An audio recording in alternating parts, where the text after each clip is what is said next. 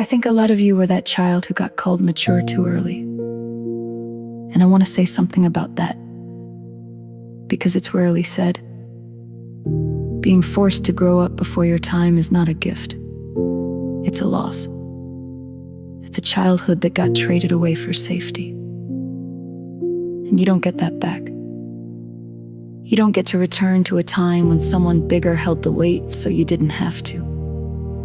You carried it yourself, and you carried it young, and your small shoulders were not built for that. And you did it anyway.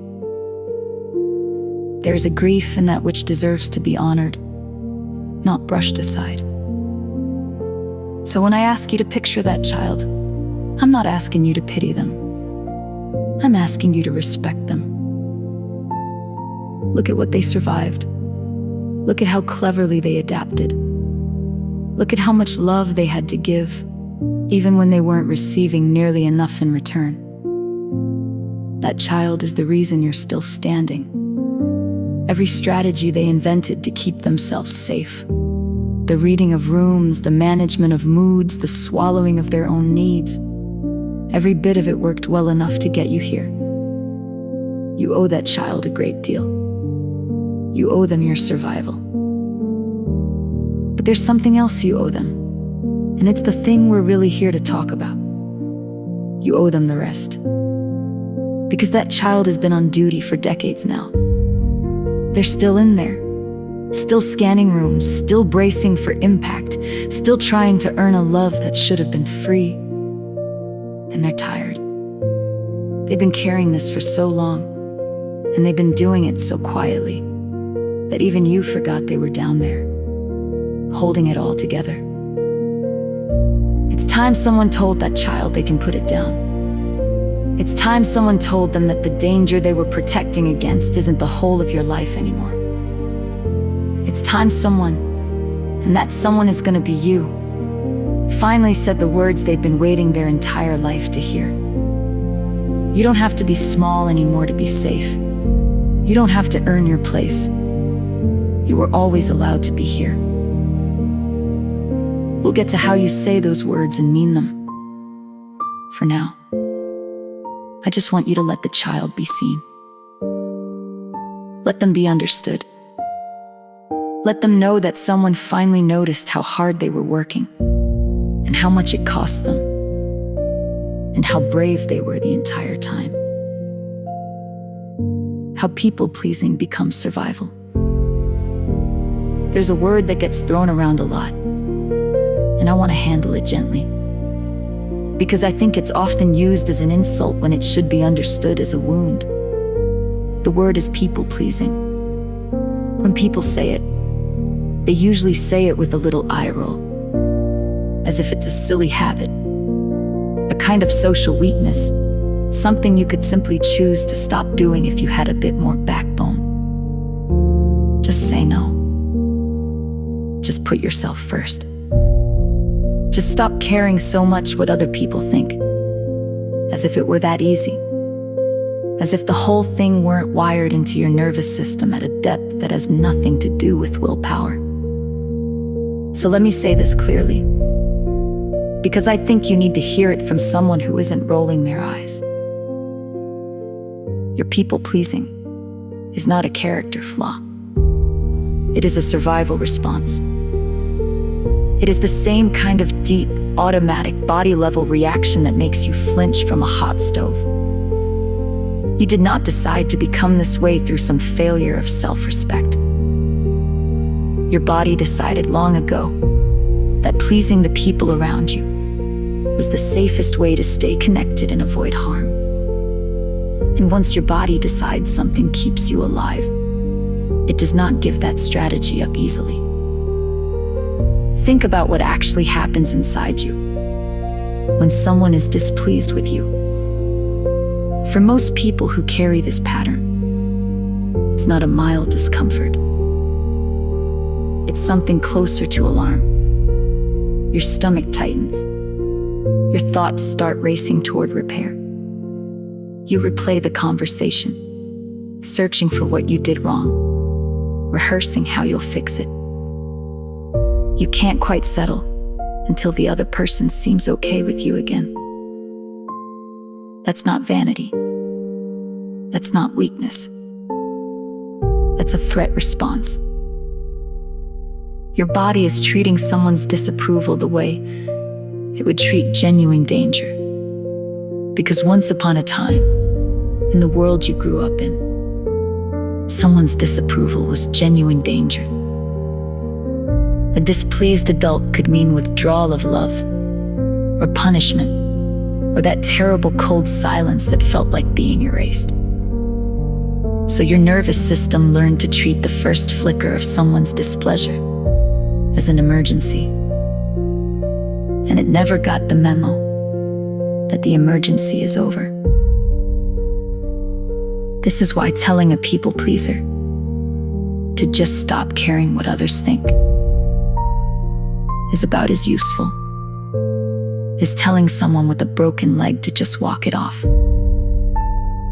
The caring isn't the problem. The caring is a symptom of something much deeper. A learned belief that your safety, your belonging, your very okayness in the world depends on keeping everyone around you content. And when you believe, at a level beneath conscious thought, that disappointing someone could cost you everything, of course you bend. Of course you accommodate.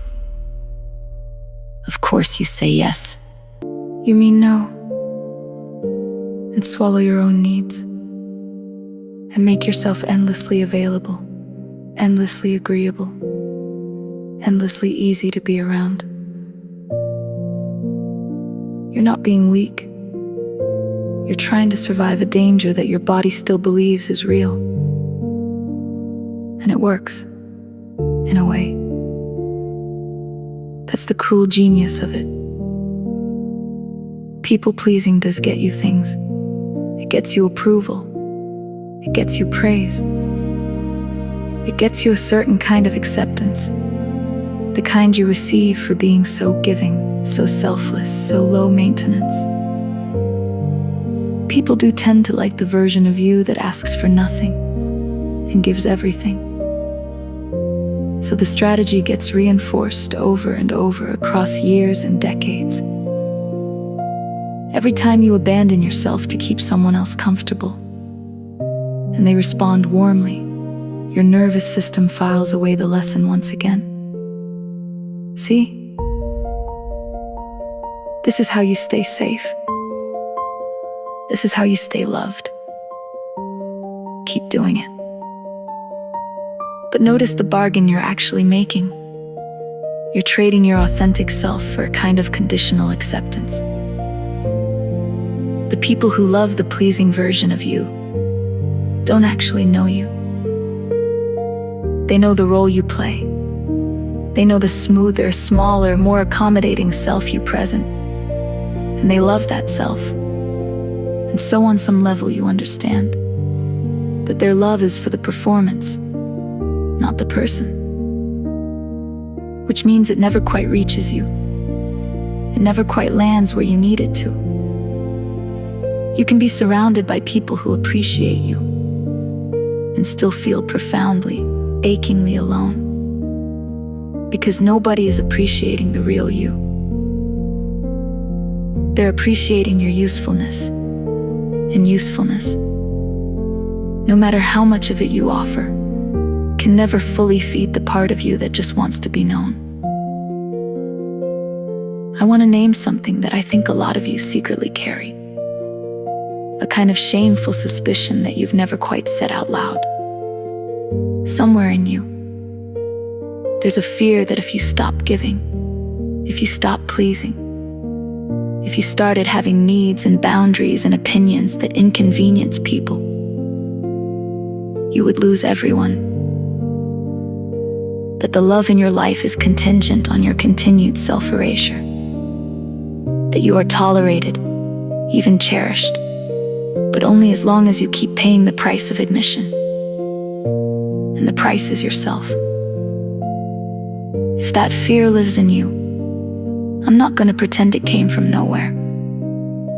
It came from real experiences, in real relationships, where you may have genuinely felt the cooling of someone's affection, the moment you stop being so accommodating. So the fear is not irrational. But I want to plant a seed here that we'll keep returning to, because it's one of the most important truths in all of this. The love that requires your disappearance was never love that could nourish you. And the love that can actually nourish you, the deep, real, steadying kind, does not ask you to vanish. It asks you to show up. We'll talk much more about that. For now, just let the seed sit in the soil. The pattern made sense. It kept you safe. It earned you a kind of belonging when belonging felt fragile and conditional. Honor it for that. And then let's begin, slowly, to imagine what it might feel like to be safe and to belong without having to disappear to get there. The hidden grief of never feeling allowed to need anything. There is a sorrow that lives underneath this pattern, and it is one of the most overlooked sorrows in the world, because it makes no noise. It doesn't announce itself. It doesn't show up as obvious pain. It shows up as a kind of quiet, chronic emptiness that you've probably carried so long, you don't even think of it as something that could be different. It has simply been the weather of your inner life. I want to give it a name tonight, because naming it is the beginning of grieving it, and grieving it is the beginning of healing it. It's the grief of never feeling allowed to need anything. Think about what that actually means to live inside of. It means that in your most tender moments, the times you were scared, or sad, or overwhelmed, or simply longing for someone to hold you and tell you it would be okay, you had nowhere to put that. You learned to need privately, to comfort yourself, to handle it. And maybe you got very good at handling it.